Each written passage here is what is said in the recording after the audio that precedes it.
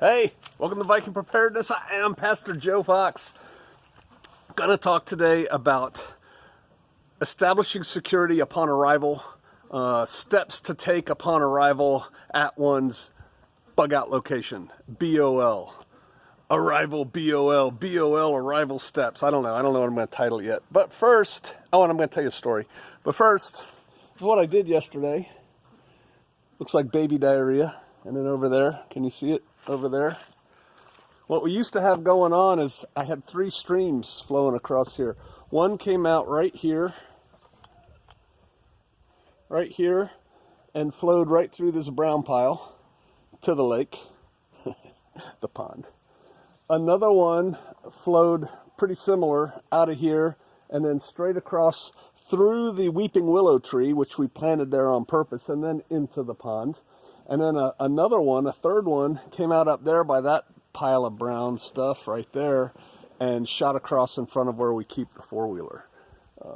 I'm trying to close off this one and that one, and I'm getting there. You can see this guy, the water comes out of here, and most of it's going that way, right there, but some of it is still coming here and getting on here. So I'm going to have to build this up a little bit and then maybe do a little ditch right there. Shallow ditch, just enough to get the water going. But today it's too wet, and I'm here to talk to y'all about bug out location arrival. All right, first a story. When I was a young lieutenant, that's the lowest rank you can be as an officer, I was stationed in the 25th Infantry Division in Hawaii. And at the time, there were only 2 brigades, which is a bunch of soldiers in the division. And one brigade went to Korea. And so half the soldiers are gone to Korea for about a month. And all those wives are on base alone. And the MPs, military police, stepped up their patrols of the housing area to just make sure that, no one preyed upon the wives, and also, quite frankly, to give the soldiers a, more confidence while they were gone. So one day, my young wife, we had no children, came home, and our quarters were like townhouses. They were fourplexes of like that, cinder brick buildings, really lovely.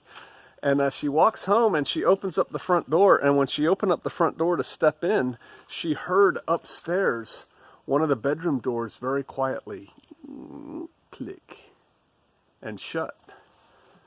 Well, she's my wife. I've trained her well. She backed out of the house, went down to the neighbors, called the MPs.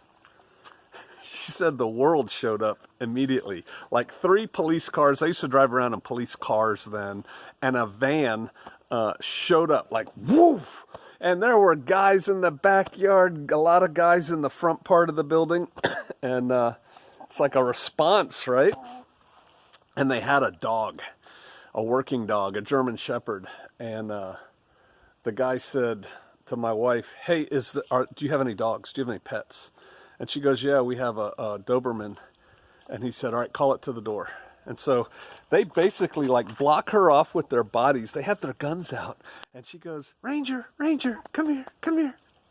Well, Ranger was like about a 3-month-old puppy. He's like this big. And they're like, ugh. And so he comes out, she grabs him. And then they did this really cool thing that changed the course of our life. They had their dog, King or something, whatever they called it, and they said, search!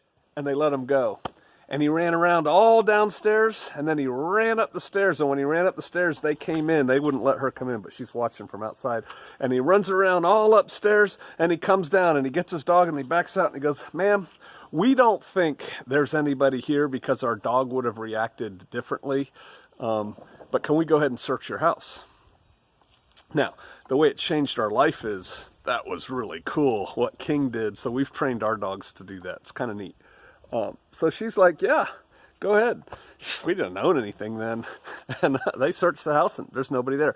And she's like this young, 23-year-old wife, and she's like, oh, I'm so sorry. She's so embarrassed that all these people came. And what had happened when she opened up the downstairs door, there were some windows open. It created like a suction draft thing, and it just made one of the upstairs doors close.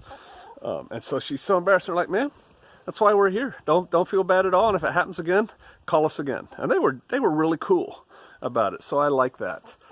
And so to this day, when we come home from wherever we are out, we have an outside dog and an inside dog, and the outside dog's acting normal. Everything's good. We open up the door. We never just open up our door and walk in. We open up our door and stop, and our dog's nose, and this has been over several dogs that we've had, our dog's nose is right there in the door because it heard us drive up. If our dog's not there, like right there, gun. Right? And one time we had a hound dog that used to meet us inside, and he wasn't there. And so I go clear in the house, and yeah, he was asleep in the middle of my bed. That was a dog named Blue. Once I had a dog named Blue. He wanted to be an airborne ranger too. All right, so that's the story. Let's get to it. You have successfully bugged out. You have done so because, at least regionally, if not worldwide, there's chaos going on or fixing to happen. So you've scooted. Pew! You've gone by one of your multiple routes that you've set up. You've had your convoy going. You've cross-loaded. You've made it. You have made it to your bug-out location. That could be a turnkey preparedness heaven of a homestead on the land, that all you have to do is unlock doors and garages and everything's there. It could be a little piece of land somewhere, or a big piece, that you have like a shed cabin on, and you've brought most of the stuff with you, but you also have some stuff cached there, so you just open it up, you get set. Or it could be Aunt Millie's place. You're going to stay in her guest room or her guest house or her barn. It could be whatever. It could be a campsite, God forbid, that you've decided you're going to camp here for the rest of your life. Whatever, you've arrived. What you don't want to do is husband and wife and teenage kids and little kids and dogs and cats, oh my, all pile out of the vehicles, and they're like, oh, thank God we've made it, yay, and go open the door of the house and just, start moving in. No. Because the thing that people think about, right? That what if somebody is squatting on your bug out location? What if somebody's already moved in? What if that person has figured out that the world as we know it has changed and they are no longer bound by the laws that once governed man, and they're bad guys, and you come piling out of your car and they shoot you or take you captive or whatever? You just don't want that to happen. And so there's some ways you have to go about it. And the first thing is you want to ensure that the place you're arriving at, your BOL, your bug out location, is secure before you get there. There's a number of ways to do that. If the electricity is still working and you have the wherewithal, you can get these cameras that you hook up and check with your cell phone. That's a technique. You could be checking it out as you come. If you have somebody on location, you can be talking to them on the telephone. Hey, Aunt Millie, yeah, we're about a half an hour out. How's everything going there? Is everything okay? You get a feeling from Aunt Millie. But maybe it's not. Maybe you're just driving up. Let's, in this scenario, you have some land. You've cleared a little clearing on it. You've put a bug out cabin on it, maybe an outhouse. You have some things cached in the area. Your little cabin is stocked. And you're just going to pull up and establish a new life there for a while. Okay, well, the first thing you want to do is, before you get to the gate of this place that you have locked, you want to stop short of that. And you want to give it a look-see-loo. You want to check it out. Make sure the gate looks okay. Is it locked the way you left it? Has it been caved in? Anywhere along this line, if you see something not right, you're going to have to back up and reassess, right? It is not for me, in a 20-minute video, to distill 30 years of military other experience on how you can retake your retreat from the bad guys. I can't do that, right? Don't have the time. You don't have the time for that. Don't know how I would do that in videos. So you get there, your gate's caved in. Don't just go pulling right up the driveway. You don't know what's waiting for you, right? You're going to have to do a little sneaky peek look-see-loo. Probably not down the driveway. Go around the other way through the way you know your land, right? Come up behind the house and have a look-see. See what's going on before you just barge in. If it's something too big to handle, back up. If it's not too big to handle, handle it. All right, so you check it out from far away. If it's in such a way that you can stop on the rise of a hill back here and you can see your gate with binos, that's cool. All right, pull up. Open up the gate, nothing's the matter. Go driving through. Stop short of the house. Because if there's bad guys there, if there's squatters there, if there's lowlifes there, they're probably going to be centered in and around the cabin, the house, or the whatever. So stop short of that, get out, go take a walk, and have a look.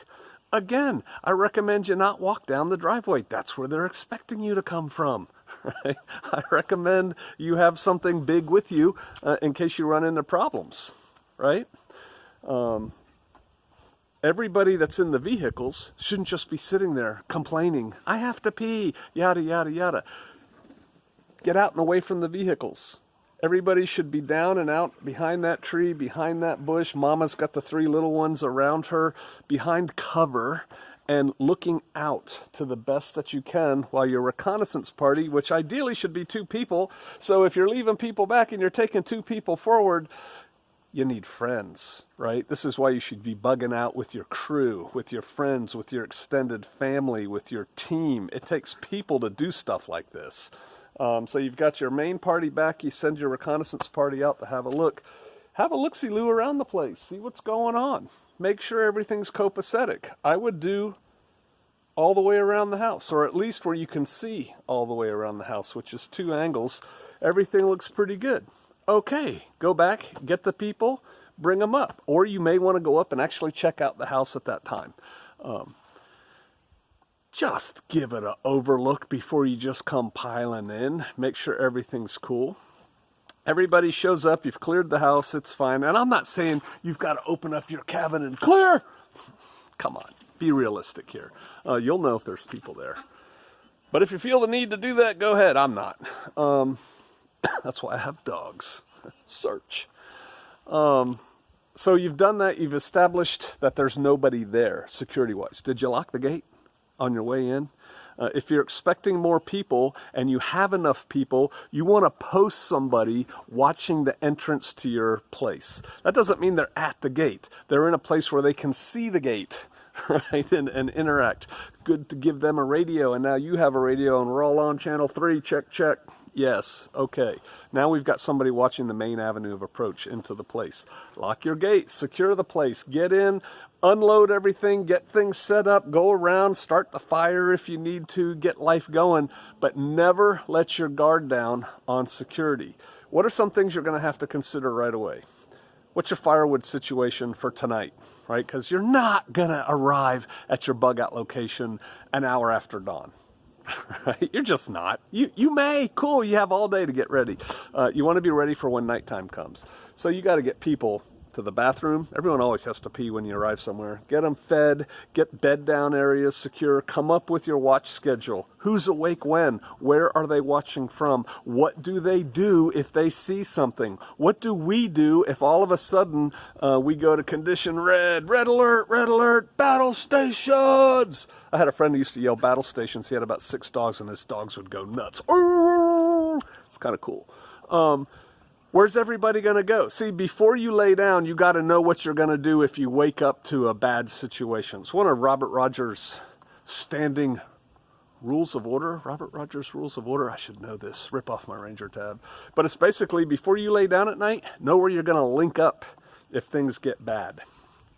As far as the family goes, they're not trained rangers. You don't want your family starbursting into the darkness. But what do we do if we wake up and it's a dangerous situation? Do we all gather in the living room? Do we go in the basement? Do we go over here in this corner? What do we do? Where does everybody go? Get all that stuff sorted out before you go to sleep. Now, can you tell the time to figure this out isn't when you arrive after driving 5 hours through hellacious traffic? No, it's the kind of thing you should have already practiced every time you go to your place. You just go there and you work it out. And it just becomes a thing. When my family used to go camping a lot, it was routine setting up camp. We would get there, We would look around. We would always have a little look around. If we picked this as a campsite, if we're camping in a national forest or something like that, we would always drive past it and see if anybody was up there. We'd come back, we'd get out, we'd walk around the campsite in a kind of a big circle. Really, we were looking for good places to put tents. But the other thing is we're just trying to get a feel for this area. And then it'd be like, okay, girls' tent here, son's tent here, my tent here. Car gets unloaded, everybody starts setting up their own tent. We know how the fire... It just happened. Well, why? Because we'd done it so much. Wasn't a thing. You need to think about this. The key point in this whole video is don't just blindly show up and get out and go, oh, I'm here, because you could get out and get shot. Check your place out before you move in. Once you get there, establish security. Better security now that you're here. You've had to bug out because the world is not like it was, or it's fixing to be not like it was. You don't want to be surprised. What's that? A duck. Get your water sorted out, get your heat sorted out, get everybody's bed down sorted out. If you have a group of people, it's not just mom, dad, and kids. If you have, let's just say 5 families are there, establish the first meeting tomorrow or the next meeting. All right, we're all going to meet here for breakfast at 8 o'clock. By that time, everybody should have taken care of their morning hygiene and blah, blah, blah. If you have new people that show up, like, this family, they've joined your crew, but they've never been to the bug out location, you're going to have to give them an orientation. It's not a horrible idea to include everybody on it, because sometimes people need to hear things 12 times before it sinks in. This is where we go to the bathroom. This is where we wash. This is where we store the food. This is where we do this. Come over here and I'll show you this. And while we're out here, everybody grab an armload of wood. All right, let's bring it in here. It's a good time to start establishing your routine right away. Do not get to your bug out location and let your hair down. On the Plains of Hesitation, remember that poem I just did the other day? Yeah, you don't want to do that. You don't want to get there safe and then get overrun. Did I say water? Yeah, water. That's about it. It's pretty simple. A relatively short video, but I just picture too many people just going, yay, we're here. Okay, I get the bedroom on the left. Don't walk into a trap. All right. I'll see you out there.